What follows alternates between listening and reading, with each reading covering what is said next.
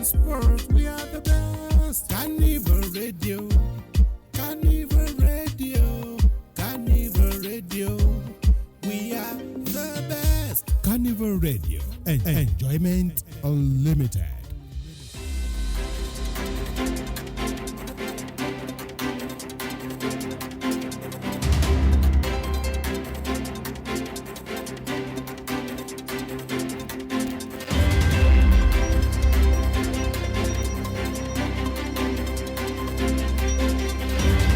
Good evening, this is news around the world from Carnival Radio. I am Larry Badmos.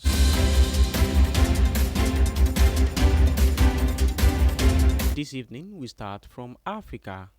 An attempt to promote friendship between Japan and countries in Africa has transformed into a xenophobic row about migration after inaccurate media reports suggested that the scheme would lead to a flood of immigrants.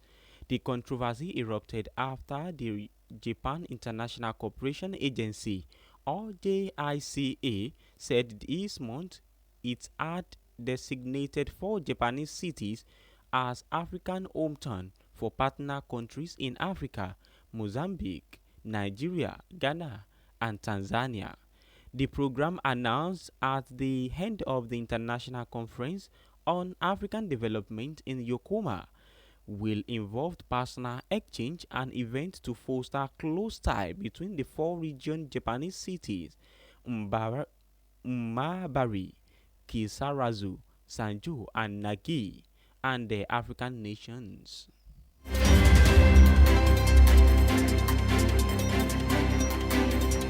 Moving forward to Europe, the head of European Union Executive Commission, Ursula von der Leyen, has spoken of her outrage at Russia's deadliest hotline on Kyiv since July, which also damaged the UN delegation office in the Ukraine capital.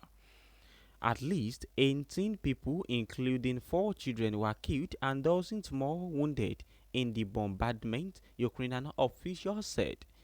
The 5-story residential building was destroyed, and the EU mission and nearby British Council were damaged. In a strongly worded statement, von der Leyen said the Russian missile struck in close proximity to the diplomatic mission. 2 missiles hit in a distance of 50 meters, 165 feet of delegated within 20 seconds.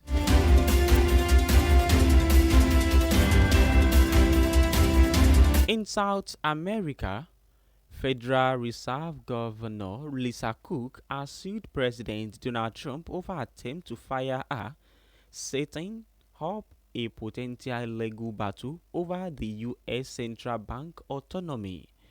Cook has asked the court to declare Trump's fingering order unlawful and void, and also named Fed Chairman Jerome Powell and the Board of Governors as defendants.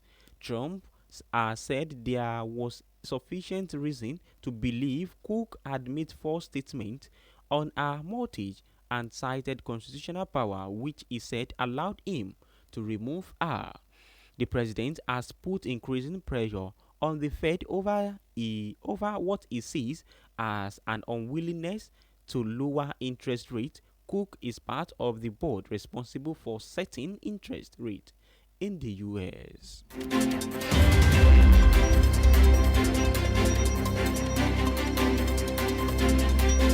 In North America, a tense debate in the Mexican state. The tense debate in Mexican Senate descended into a brawl between 2 of the chamber's most senior politicians on Wednesday. Senator Alejandro Monero of the opposition Institutional Revolutionary Party (PRI) grabbed the president of the Senate, Gerardo Vanezdes Norana, demanding to be allowed to speak. After some pushing and shoving, Moreno threw punches, and a photographer who stepped in was injured. Tempers had already been running high throughout the debate about the presence of armed forces from the other countries on Mexican soil. But it was not until after the national anthem had been sung that Senator Moreno, angry at not to have been allowed to speak during the debate, physically clashed with Vrandenazo Norano. The Senate leader said he would call an emergency session to propose expelling Mr. Moreno and three other opposition lawmakers who joined in their fray.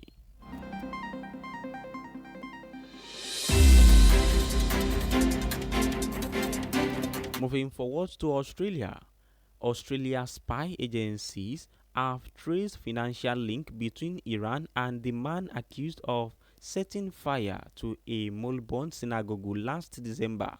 Officials reveal raising concerns about Tehran's covert operation on Australian soil.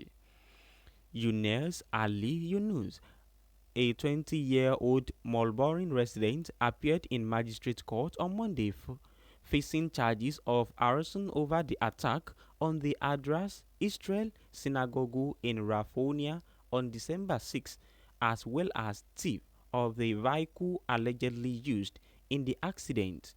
He did not enter a plea nor did he seek bail. His lawyer declined to comment.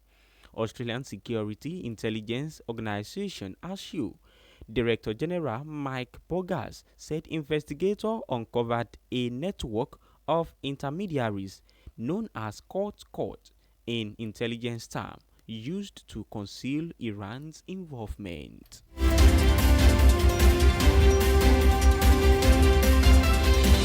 And with that, we've come to the end of the world news this evening. You can check out our website at www.carnivalmedia.ng. You can also download the Carnival Media app on Google Play Store and the iOS App Store. My name remains Oluwadamilari Badmos.